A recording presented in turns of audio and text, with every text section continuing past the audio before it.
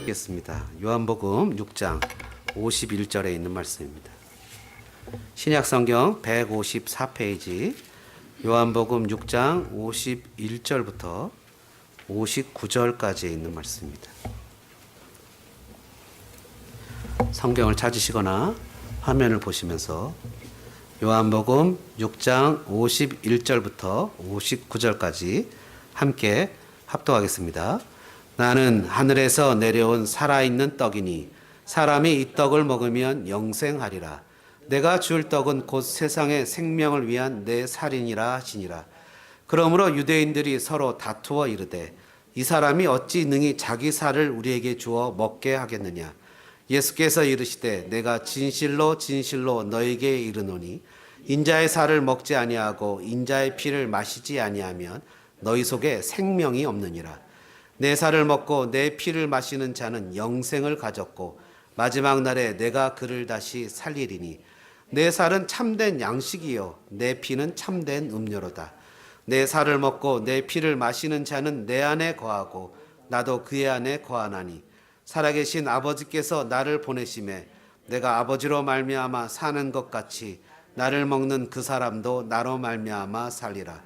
이것은 하늘에서 내려온 떡이니 조상들이 먹고도 죽은 그것과 같지 아니하여 이 떡을 먹는 자는 영원히 살리라. 이 말씀은 예수께서 가버나움 회당에서 가르치실 때 하셨느니라. 아멘. 여러분, 주를 믿는 건 행복한 겁니다. 아멘. 네, 주님을 믿고 따르는 것은 정말 행복한 겁니다. 이것은 고난의 길, 가시밭길, 어려움의 길이라고 하지만 실상 그 안에 내면에 있는 참된 기쁨이 있는 유일한 길이 됩니다. 여러분, 오늘 예수님은 요한복음 6장에 병든 자를 고치셨습니다. 그리고 굶주린 자를 먹이셨습니다. 여러분, 누군가가 병든 자도 고쳐주고 굶주림을 해결해 준다 그러면 그런 분을 왕으로 모시면 얼마나 정말 행복하고 좋겠습니까? 사람들이 예수님을 억지로 임금 삼으려고 했습니다. 근데 예수님은 그들의 임금이 되려고, 그들의 방법에 의한 임금이 되려고 하지 않고 예수님은 피하셨습니다. 그리고는 예수님은 오늘 본문에 나와 있는 것처럼 아주 어려운 얘기를 하십니다. 우리가 그냥 이해하기 어려운 하늘의 떡 얘기를 하십니다. 세상의 떡과 하늘의 떡이 있는데 세상의 떡을 먹는 자는 죽을 것이지만 하늘의 떡을 먹는 자는 영원히 살 것이다 라고 얘기를 하십니다. 여러분 한번 따라해 보실까요? 세상의 떡과 하늘의 떡. 여러분 떡 좋아하십니까? 예, 떡을 좋아하면요 배가 나옵니다. 떡은 맛있죠. 떡을 좋아하면 배가 나오는데 예수님은 요한복음 6장 26절에 아주 의미 있는 얘기를 하십니다. 예수께서 대답하여 이르시되 내가 진실로 진실로 너에게 이르노니 너희가 나를 찾는 것은 표적을 본 까닭이 아니요 떡을 먹고 배부른 까닭이로다. 여러분, 주님이 말씀하시는 것은 상당히 의미 있는 얘기인데요. 어쩌면 오늘날 많은 사람들이 여기에 이 내용에 포함되는지 모르겠습니다. 주님을 찾는 게 주님 자신을 구하는 것이 아니라 주님이 주는 것을 쫓아간다는 얘기죠. 예수님은 썩어져가는 떡이 있고 영생하는 떡이 있다고 얘기하십니다. 주님은 썩어져가는 떡을 구하는 그런 배부른 것을 쫓아가는 사람이 아니라 영생하는 떡을 구하는 사람이 돼야 된다고 얘기하십니다. 한번 따라해 보실까요? 주여, 제 눈을 열어 하늘의 떡을 보게 하소서. 사랑하는 여러분, 저는 저와 여러분들이 하늘의 떡을 볼 수 있는 눈이 열리기를 간절히 소망합니다. 우리는 이 땅에 집중하고 사는 것들에 대해서 눈을 돌려 생명이신 참떡이신 예수님을 볼 수 있는 눈이 열리기를 간절히 소망합니다. 예수님께서는 예수님을 찾는 이유가 먹고 배부르기 때문이라고 얘기하십니다. 미러클러스 사인, 기적적인 사인, 그 오병이어의 기적이 주는 참된 의미, 떡은 생명을 위한 것이기 때문에 그 떡을 먹여주시는 예수님이 생명을 주시는 분이라는 것을 나타내는 오병이어의 참된 기적을, 의미를 찾지 못한 채 그 떡만 주시는, 필요만을 채워주시는 그 주님 앞에 쫓아나가는 그런 모습이 아니라, 그 떡만, 주님 손에 있는 베니핏만 구하는 사람이 아니라 주님을 구할 수 있는, 정말 눈이 열려서 진정한 것을 볼 수 있는 그런 사람들이 되기를 간절히 소망합니다. 하늘의 떡은 32절과 33절에 보면 우리가 읽진 않았지만 하늘로부터 하늘에서 주시는 하늘로부터 오는 떡이라고 얘기합니다. From heavenly. 천국에서 오는 떡이에요. 하늘에서 오는 떡입니다. 이것은 세상의 떡과는 다릅니다. 세상의 떡을 구하는 자는 늘 갈급함이 있고 늘 thirsty, 목마름이 있습니다. 먹어도 배부르지 않고 먹어도 갈증이 납니다. 다람쥐 쳇바퀴 도는 생활에 지쳐 무력합니다. 신앙생활을 오래 했는데도 뭔가 갈증이 나고 뭔가 답답합니다. 뭔가 삶의 변화가 있으면 좋겠는데 자꾸 자기 삶이 자기를 올가매는 것처럼 힘이 들고 어렵습니다. 변화를 구하고 무엇인가 새로운 것을 추구하고 새로운 방향과 새로운 환경을 추구하지만 그러나 답답합니다. 바꿔본들 또 똑같고 바꿔본들 또 똑같고 금방금방 시간이 가지만 여전히 부족합니다. 왜 그럴까요? 왜냐하면 사람의 필요는 끝이 없기 때문입니다. 베네핏을 구하고 이 베네핏이 끝나면 또 이것을 구하고 이것이 끝나면 만족한 줄 알았는데 또 이것을 또 이것을 찾고 또 이것을 찾습니다. 주님은 오늘 우리가 읽지는 않았지만 35절에 6장 35절에 우리에게 정말 귀한 말씀을 하시는데 이렇게 얘기하십니다. I'm the bread of life. He who comes to me will never go hungry and he who believes in me will never be thirsty. 나에게 오는 자는 결코 줄이지 않을 것이고 헝그리 배고프지 않을 것이고 나를 믿는 자는 결코 thirsty 목마르지 아니할 것이라. 주님께 오는 자는 그 배에서 나는 생수의 성령의 놀라운 축복을 받아서 어떤 삶, 어떤 환경, 어떤 조건, 어떤 곳에서 살든 그 삶에 만족함이 넘쳐나게 되는데 끊임없이 주님을 구하는 것이 아니라 주님으로부터 나오는 베니핏, 주님으로부터 나오는 그런 어떤 떡, 조각, 주님으로부터 나오는 내가 원하는 것들을 채우기 위해서 쫓아가는 것들은 영원히 목마를 수밖에 없다는 거예요. 주님은 우리에게 말씀하시기를 그런 것을 구하는 것은 그런 것은 스포일, 썩어지는 것이라는 거예요. 그런 것은 스포일, 썩어지는 것이고 그런 것들은 다 없어지는 것이라는 거예요. 정말 중요한 영원히 목마르지 않는 최고의 것을 구해야 되는데 그것은 하늘의 떡, 바로 주님이 자신의 몸을 찢어서 나누어 주시는 주님 자신을 구해야 된다는 겁니다. 내게 오는 자는 결코 목마르지 아니하리라. 주님께 가는 자는 목마르지 않다는 것. 근데 여러분 우리는 심지어 찬양 중에서도 주님 제가 목마릅니다 이런 찬양이 있잖아요. 주님 제가 갈급합니다 이런 찬양이 있잖아요. 근데 주님은 뭐라고 표현하시냐면 내게 오는 자는 결코 목마르지 않을 것이다. Never. 여러분 오랜 시간 주님 앞에 기도했는데요. 뭘 기도했지요? 주님을 구하는 기도를 하는 것이 아니라 내 필요를 충족해달라고 기도했어요. 오랜 시간 예배를 하면서 주님을 섬기면서 선교를 가면서 주님을 섬긴다고 했지만 그것은 이렇게 하면 내게 복을 주시겠지라는 생각으로 내 필요를 위해서 그것을 유지했어요. 그것이 목적이 아니었어요. 그것이 정말 나에게 필요한 것이 아니었어요. 여러분 오랜 생활 부부 생활을 하다가 어느 순간 남자분들은 안 그러는데 여자분들이 이 사람이 나를 유지하는 사람인가 나를 정말 사랑하는 사람인가 고민스럽다 이것이 딱 떠오를 때가 있다. 이 사람이 정말 나를 사랑하나? 내 존재 자체를 귀하게 여기고 내 존재 자체를 하나 아니면 나를 사랑한다고 얘기하고 나를 위한다고 얘기하는 것이 나를 어떤 유지하기 위해서 밥 시켜 먹고 빨래 시켜 먹고 나가서 뭐 이렇게 하는 것을 위해서 이러는 거. 정말 내 존재 자체를 사랑하는가? IMF가 터지니까 이혼율이 급증합니다. 목적이 무엇이었을까요? 많은 사람들이 요즘에 이렇게 얘기합니다. 야, 경제적으로 요즘에 갈수록 먹고 살기 어려운데 빨리 결혼을 하자. 경제적인 목적인 것이죠. 그런 것입니다. 여러분, 이 사람이 존재가 목적이 돼야 되는데 사람이 목적이 아니라 외형적인 게 목적이 됐습니다. 어제 이덕원 전도사님하고 김동현 집사님이 이제 신학교 BA 과정을 졸업을 했습니다. 와, 연방정부에서 주는 바첼러 디그리를 받았어요. 아, 대단한 사람들이 됐습니다.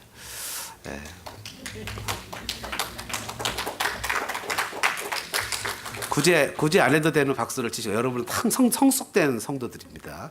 분위기 파악을 잘하세요. 그러니까 열심히 잘 듣고 계신 거죠.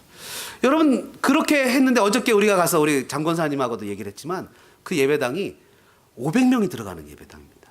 어마어마하게 큰 예배당. 친교실도 좋고 에어컨도 잘 나오고 당회장실도 좋고 다 좋은데 그 교회 성도가 150명입니다. 우리가 주일날 나오는 성도들이 녹화가 돼서 다 들통이 나는 거지만 우리가 인터하이까지 치면 한 70명 정도 나옵니다. 절반이에요. 우리는 그 교회 건물에 20분지 1도 안 돼요. 그렇죠? 20분의 1이 뭐예요, 그죠?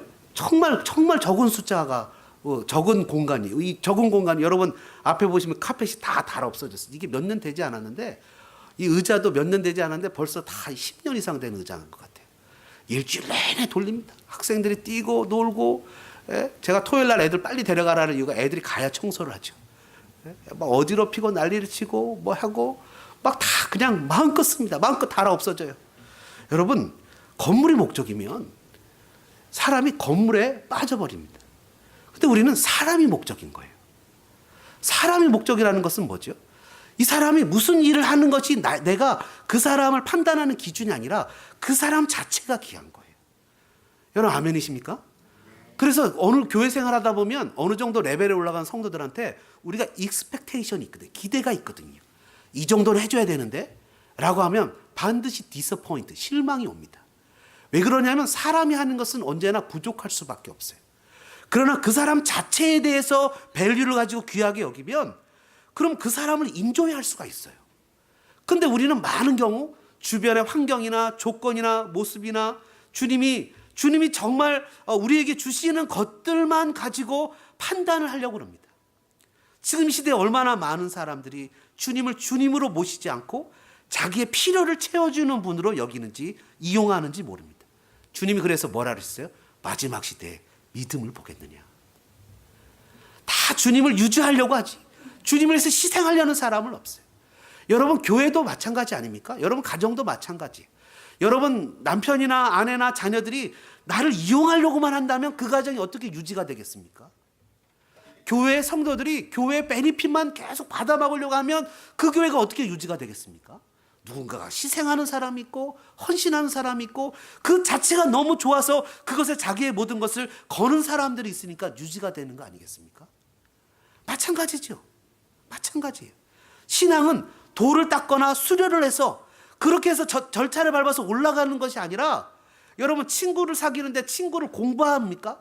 이 친구는 혈액형이 뭐야? 이 친구는 DNA가 어떻게 돼 있어? 이 친구는 족보가 어떻게 돼 있고 엄마는 누구고 아빠는 누구고 조상은 누구고 이 몇 대 손이고 뭐 이렇게 공부하면서 친구를 사귀지 않아요.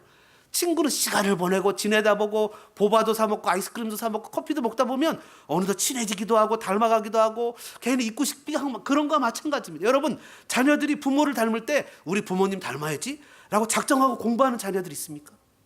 그냥 자녀들이 부모님들하고 살다가 보니까 배우다 보니까 어느 날 부모님들이 막 화가 나고 열이 받아요. 왜 화가 나고 열이 받죠?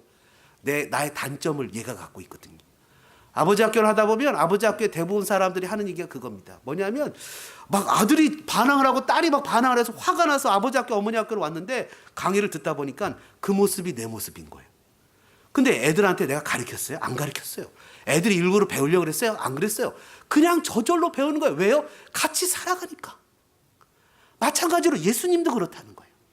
예수님도 우리가 일부러 배우려고 쫓아가. 내가 예수님을 닮아가야지. 내가 결심을 하고 예수님을 쫓아가야지. 내가 예수님의 제자가 돼야지. 이러는 것이 아니라 예배드리고 찬양하고 말씀을 같이 나누고 수요 예배 오고 가끔 새벽 예배 와서 기도도 하고 교회에서 하는 프로그램에 가기도 하고 선교도 하고 하다 보니까 나도 모르게 어느덧 내가 집사도 돼 있고 한수 집사도 돼 있고 권사도 돼 있고 그리고 어느덧 주님 앞에서 또 이렇게 모습도 변해가고 이러면서 점점 변화가는 것이지 내가 그냥 뭐 막 그러니까 여러분 그런 베니핏만을 쫓아가는 것이 아니라 본질을 붙잡고 본질과 함께 가서 그 본질과 함께 시간을 보내면 나도 모르게 생활이 바뀌고 삶이 바뀌고 변화가 나타나는 겁니다.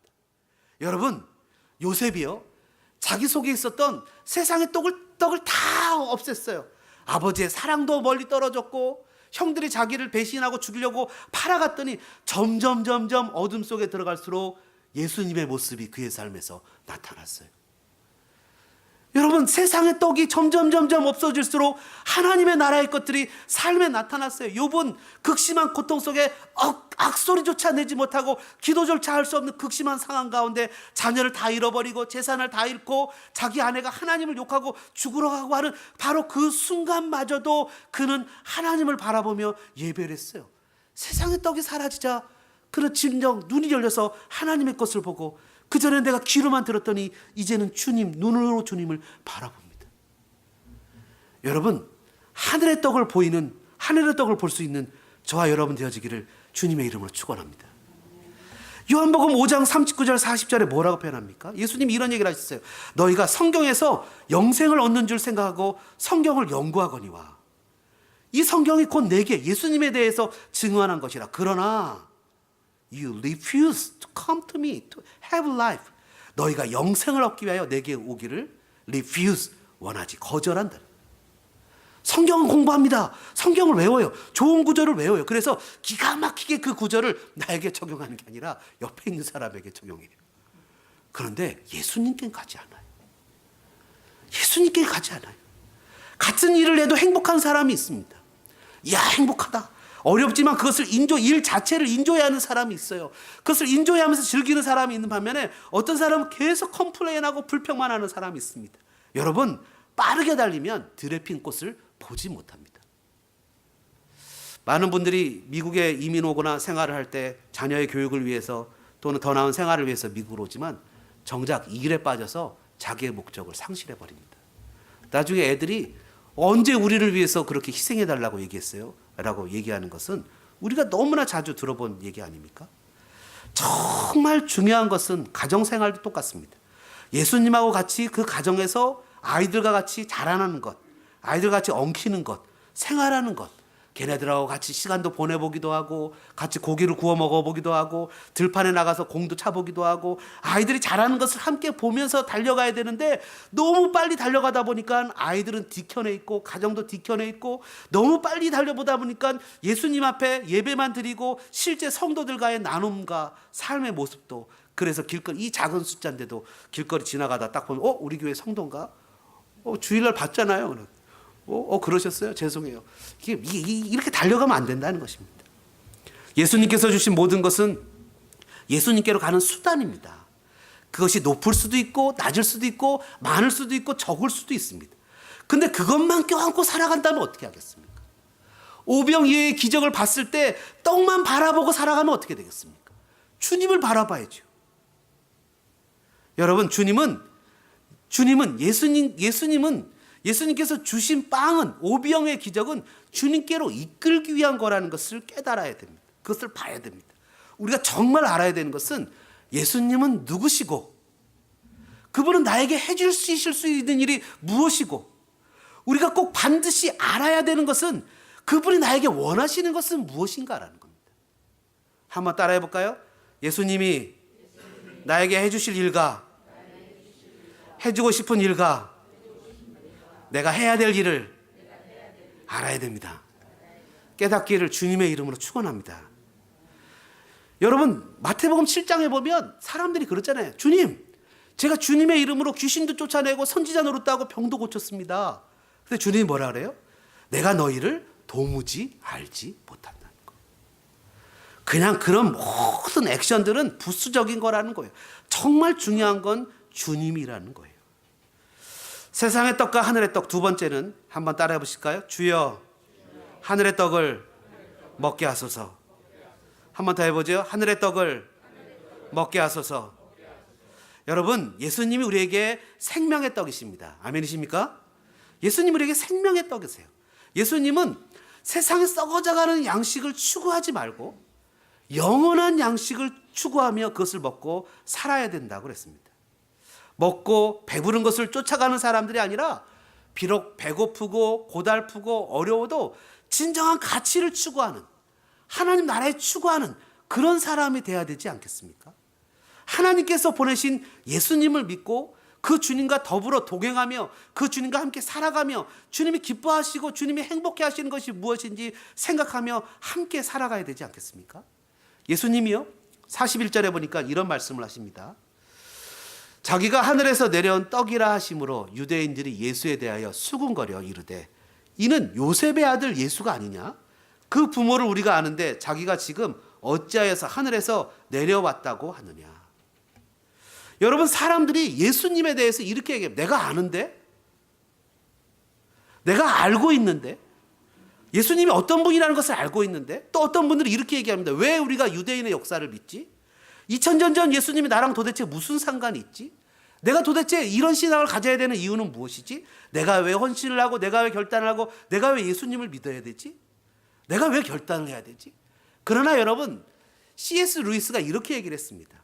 예수님을 믿기로 결단해야 되는 것은 내가 아니라 내가 예수님을 믿도록 결정할 것인가 말 것인가 하는 것은 결단하시는 분은 하나님이시라는 거예요. 44절에 보니까 이런 얘기가 있어요. No one can come to me unless the Father who sent me draws him. 나를 보내신 아버지께서 이끌지 아니하시면 아무도 내게 올 수 없다. 하나님이 우리를 부르시지 않으면 우리는 예수님을 믿을 수 없다. 하나님이 우리를 불러내시지 않으면 그 누구도 예수의 예자도 신뢰할 수가 없다. 여러분 예수님을 믿으십니까? 예수님을 믿는 것은 하나님이 나를 부르신 거라는 거예요. 이것은 놀라운 거죠. 요한복음 10장에도 뭐라 그랬어요? 주님이 이렇게 얘기하셨어요. I'm good shepherd. 나는 선한 목자라. 나는 내 양을 알고 양도 나를 아는 것이. 주님을 안다는 거예요. 여러분 니고데모에게 예수님이 이렇게 얘기하셨죠. 바람이 임의로 분다는 거예요. 근데 우리가 바람을 보지 못하잖아요. 근데 그 바람이 부는 걸 알잖아요. 그 바람을 느낄 수 있잖아요. 그래서 성령으로 난 사람도 다 이렇다는 거예요. 예수님을 믿는 사람도 어느 순간 내가 예수님을 언제부터 믿었지? 내가 언제부터 이렇게 헌신하게 됐지? 내가 언제부터 예수님이 나의 전부지? 전부인 게 됐지? 라고 나도 깨닫지 못하는데 어느 순간부터 예수님이 나의 전부인 게 되었다는 거예요. 여러분 이것은 뭐냐 하면 하나님이 나의 마음속에 예수를 믿는 은혜를 주셨다는 거예요. 주님을 아는 은혜를 주셨어요. 여러분 그 나사로가 죽은 무덤에 있었을 때 예수님이 뭐라 그랬어요? 나사로야 나오너라 했을 때 나사로가 죽어 있다가 생각하기를 예수님이 나를 부르네. 지금 나갈까? 나 할 때 나갈까? 로 할 때 나갈까? 라 할 때 나갈까? 고민하다 나왔습니까? 수족을 배로 동인 채로 거부하지 못하고 거절하지 못하고 주님이 부르니까 부름 그대로 그냥 나올 수밖에 없었어요.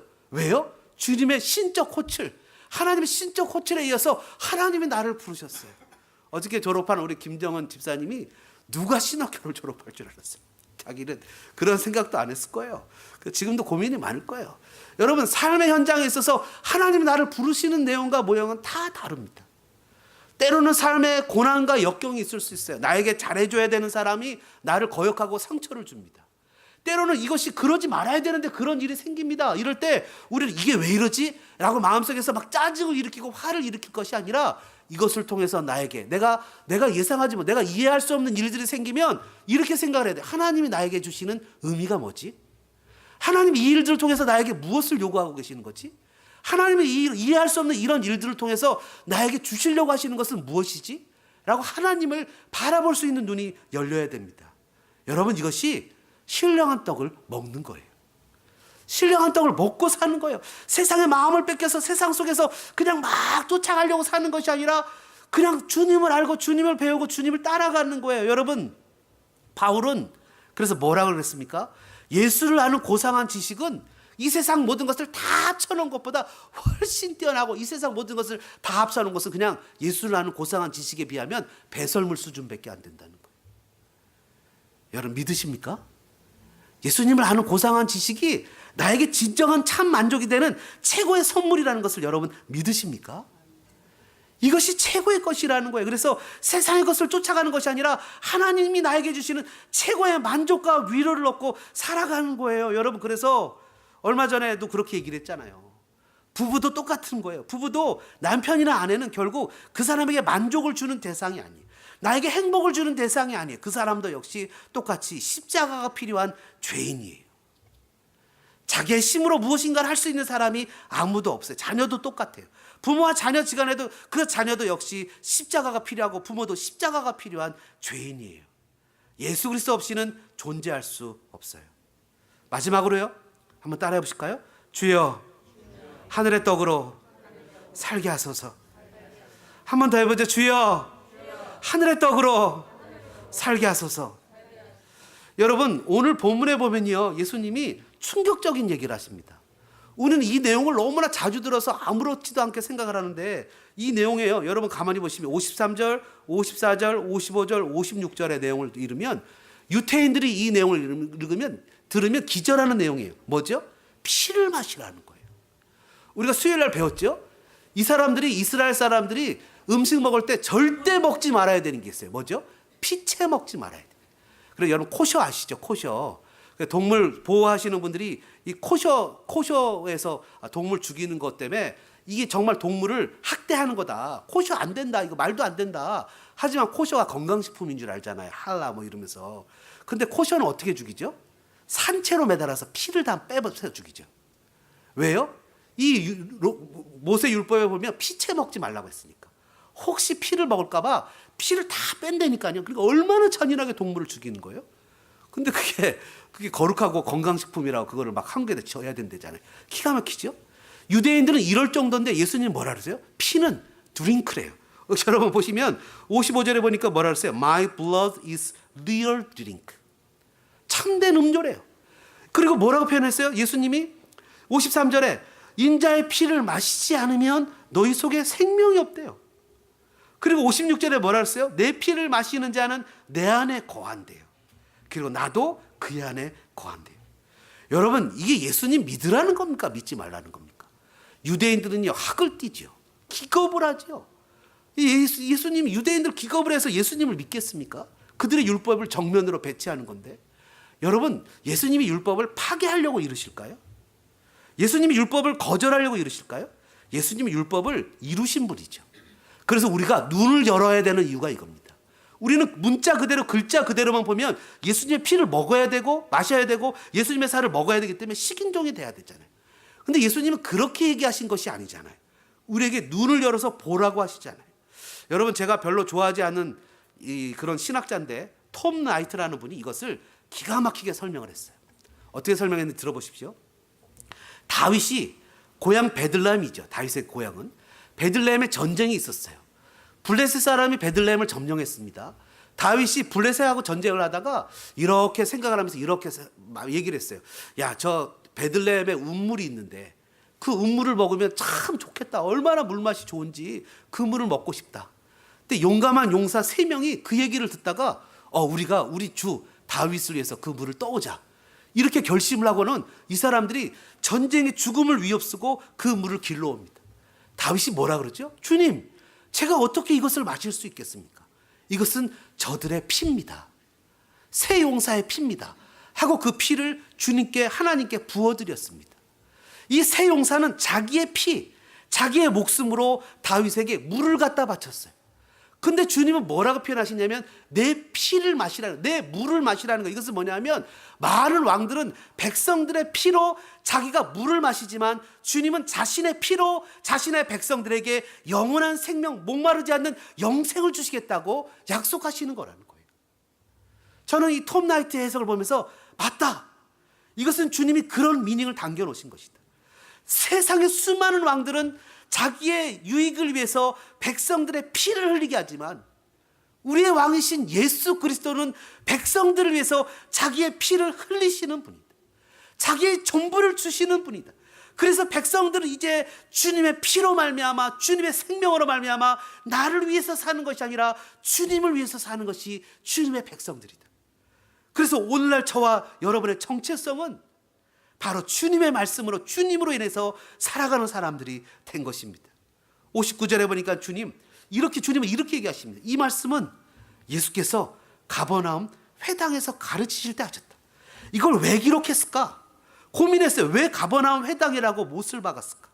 이 얘기는 먼 하늘나라 얘기가 아니라는 거예요. 이 얘기는 저 바다 끝의 얘기가 아니라는 거예요. 이 얘기는 실제 우리 삶의 얘기라는 거예요. 그래서 이 먹으라는 헬라어 자체도 그냥 이것을 음미하면서 녹여 먹는 게 아니라 찝어서 먹으라는 헬라어라는 거예요. 실제 우리 삶을 살아갈 때 예수 그리스도가 우리의 주님 되시는 주권 아래 믿음으로 살아가라는 얘기라는 거예요. 사랑하는 소망장로교회 성도 여러분, 우리는 너무나 세속적입니다. 우리는 너무나 자기중심적입니다. 우리는 너무나 자기 위주의 삶을 살아가는 사람들입니다. 예수 그리스도의 죽음 없이는 우리는 하나님께로 도저히 나갈 수 없는 사람들입니다. 우리는 주님 안에서 새로운 생명을 얻은 참된 사람들입니다.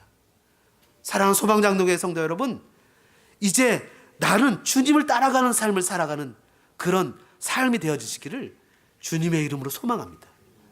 예수님이 자신의 피로 많은 사람들을 살린 것처럼 이제 나도 내 유익을 쫓아서 살아가는 사람이 아니라 이웃을 위해서 헌신하고 이웃을 위해서 용서하고 내 사랑하는 형제 자매들을 위해서 베풀고 품고 사랑하며 그들을 주님 앞에 올려드리는 산 제물로 드리는 믿음의 산 제사장이 되어서 예수님처럼 이 땅을 살아가는 복된 성도들 되어지시기를 주님의 이름으로 축원합니다.